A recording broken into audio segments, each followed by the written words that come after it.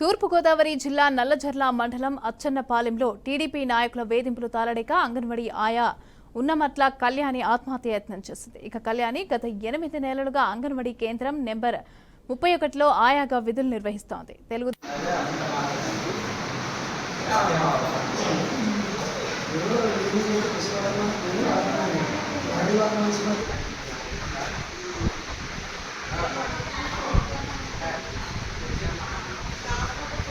లేని సమయంలో పురుగుల మందు తాగి ఆత్మహత్య ప్రయత్నం చేసిందని భర్త ఆంజనేయులు ఆవేదన వ్యక్తం చేస్తున్నారు.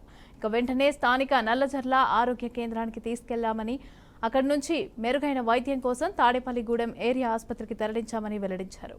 కాగా బాధితురాల్ని మాజీ హోం మినిస్టర్ తానేటి వనిత పరామర్శించి ధైర్యంగా ఉండాలని సూచించారు.